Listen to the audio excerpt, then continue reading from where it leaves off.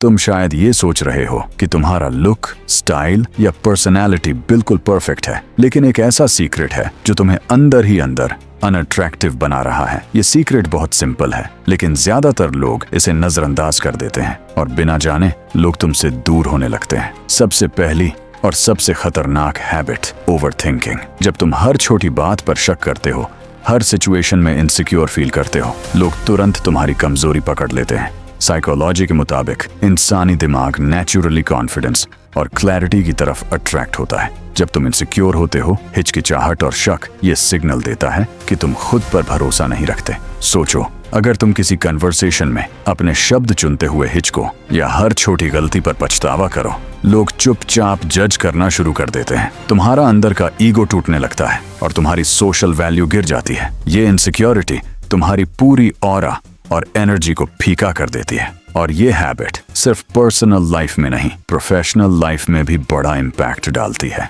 लोग तुम्हें leadership potential के लिए कंसिडर नहीं करते, प्रमोशंस और रिस्पेक्ट के चांस कम हो जाते हैं। टॉप साइकोलॉजिस्ट्स की रिसर्च के मुताबिक कॉन्फिडेंस और डिसाइसिव बिहेवियर ही अट्रैक्टिवनेस का सबसे बड़ा फैक्टर है, सिर्फ लुक्स नहीं। ओवरथिंकिंग का एक सटल इफेक्ट ये भी है कि तुम्हारी बॉडी लैंग्वेज और टोन में डाउट साफ दिखता है। तुम्हारी सबकॉन्शियस हेजिटेशन लोगों को आकर्षित नहीं करती, बल्कि वीक सिग्नल्स भेजती है। लोग इसे कॉन्शियसली नोटिस न भी करें, उनका सबकॉन्शियस माइंड तुम्हारी वैल्यू कम कर देता है। अगर तुम इस हैबिट को कंट्रोल कर लो तो तुम नेचुरली ज्यादा पावरफुल और अट्रैक्टिव लगने लगते हो। तुम्हारी एनर्जी, ऑरा और प्रेजेंस ऑटोमेटिकली इंप्रूव हो जाती है। Habit 2, people pleasing. हमेशा हाँ कहना, हर बात में हाँ कहना, अपने ओपिनियंस को इग्नोर करना, अपनी वैल्यूज को कॉम्प्रोमाइज करना। शुरू में ये तुम्हें नाइस दिखा सकता है, लेकिन साइकोलॉजिकल रिसर्च कहती है कि लॉन्ग टर्म में लोग तुम्हें वीक, प्रेडिक्टेबल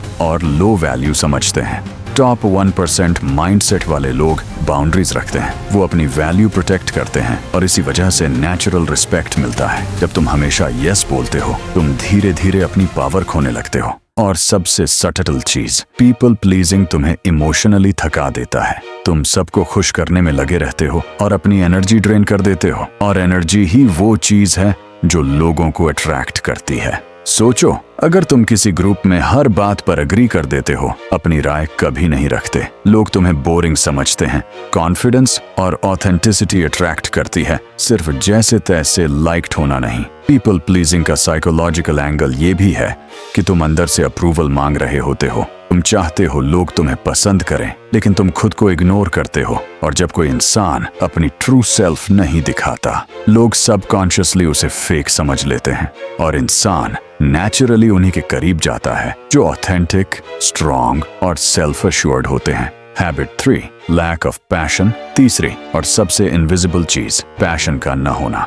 जब तुम किसी गोल, एम्बिशन या पर्पस के बिना जीते हो, तुम ऑटोमेटिकली बोरिंग लगने लगते हो। साइकोलॉजी कहती है कि इंसान उन लोगों की तरफ ज्यादा अट्रैक्ट होते हैं जिनमें ड्राइव और एनर्जी होती है। पैशन की कमी तुम्हारे पूरे ऑरा को डल और अनअट्रैक्टिव बना देती है। और शॉकिंगली, लोग तुम्हारे लुक्स से ज्यादा तुम्हारी एनर्जी नोटिस करते हैं। अगर तुम अपनी लाइफ में एक्साइटेड नहीं हो, किसी चीज में इंटरेस्ट नहीं है, हर बात में पैसिव हो, लोग तुमसे डिस्कनेक्ट हो जाते हैं। वो कॉन्शियसली न भी समझे, सब कॉन्शियस लेवल पर तुम्हारी वैल्यू गिर जाती है। सोचो, अगर तुम हमेशा मीडियोक्रिटी दिखाते हो, भले तुम हैंडसम क्यों ना हो, लोग तुम्हें भूल जाते हैं। लेकिन अगर तुम पैशनेट हो, मेहनत कर रहे हो, गोल्स चेज कर रहे हो, तुम ऑटोमेटिक हाई वैल्यू दिखते हो। पेशेंट की एनर्जी कंटेजियस होती है। तुम्हारे आसपास के लोग तुमसे एनर्जाइज्ड फील करते हैं, तुम्हारी प्रेजेंस एंगेजिंग बन जाती है। और टॉप साइकोलॉजिस्ट्स मानते हैं कि पैशन और ड्राइव इंसानी अट्रैक्टिवनेस का कोर एलिमेंट है।